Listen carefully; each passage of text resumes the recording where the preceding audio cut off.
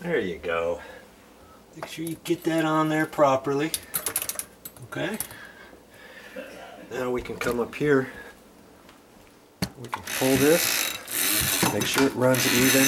And it should, because you've already taken the time to make sure that it was placed properly underneath the sink. Okay. It just kind of helps you push everything back down. You're gonna have to try it a couple times. Make sure it doesn't hold up on something. Let's see here. We'll just have to see what's going on with that and try it a few times. And if we have to rearrange the pipe up there, we may have to do that. Okay. Let's see if you think this back pipe might need to be slid up in there. It's on the little slip joint fitting. You can pop that back off the coupling and reroute that. In fact, let's see. It comes off here. See, there's just that little fitting, and you just kind of push up on it, and then it comes off. Okay, so now maybe I can reposition this and snap it back up there, pull on it. Got that repositioned. So now as I pull this out, let's see what happens. It's hitting a little bit, isn't it? See? Might have to rethink that. Okay? So make sure all that runs good, and then we're just about ready to turn the water on. Okay, well if you remember, we had to turn the water off outside because one of those gate valves wasn't working all the way. So I turned the handle up, and that's how much water is coming out of here, even without the gate valves on. So, you know, I like to do stuff so that you can see what I'm doing, so I don't check anything out first. Okay, so now I'm going to turn the hot water valve on.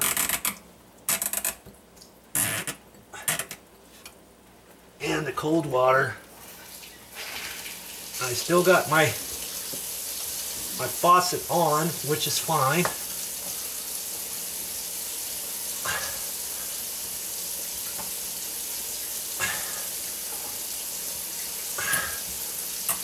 Boy, that hot water handle's suspect there.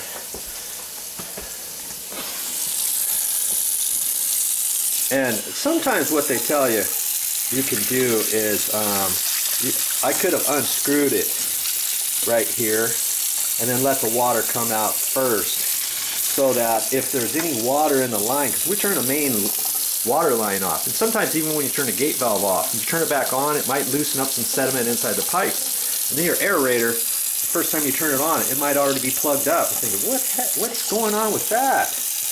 Well, then you'd have to read the directions, see how to unscrew the aerator, because each one is different.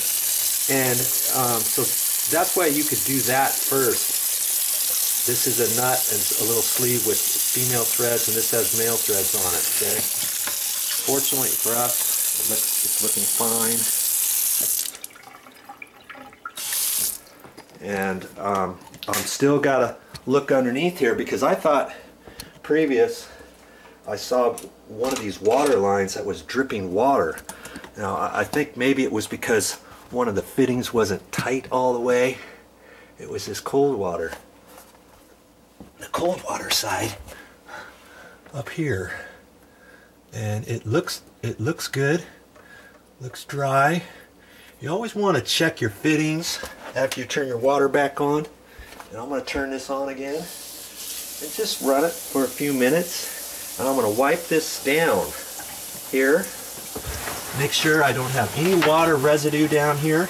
I'm going to let this run for a few minutes and see if I get any drips, because if I do, then I can shine my flashlight up there and see exactly where it's dripping. And don't make the assumption just because it's dripping off of a pipe here or over here that it's coming from the fitting above this. It could be something up higher running down a different pipe and dripping and whatever. So you know, that's a kind of a little trick in itself, trying to troubleshoot a water leak, because you've got to check everything out. But in our case, we're going to just let that water run for a bit and see what happens. Hopefully no leaks. So far, so good. I'm not seeing any leaks, and I'm glad I put Teflon tape on there. That's my little insurance policy, because if you don't have Teflon tape on there, you got all this done and it's leaking and you've got this as tight as you can go, and you're like, what do I have to do to stop that leak? It might be just as simple as now taking that back off and putting Teflon tape. And so I used to like do it twice if it was only leaking, but nowadays I'm smarter than that. I just go ahead and put the Teflon tape whether I need it or not.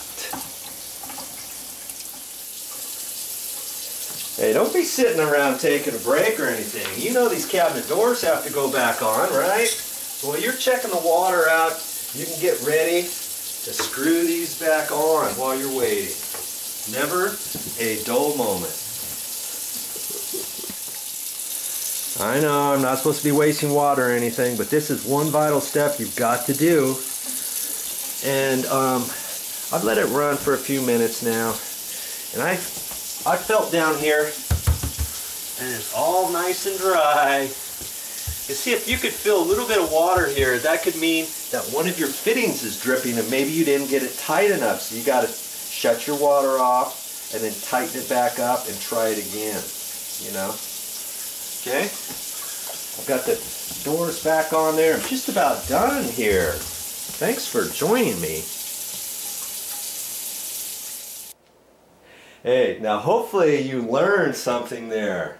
Maybe you learned that with a little bit of effort, if an average Joe like me can do it, so can you. Or maybe you learned, you know, that might be a little bit more of a job that I want to tackle, and I probably should go ahead and hire somebody else to go ahead and do that job for me. Okay? You decide.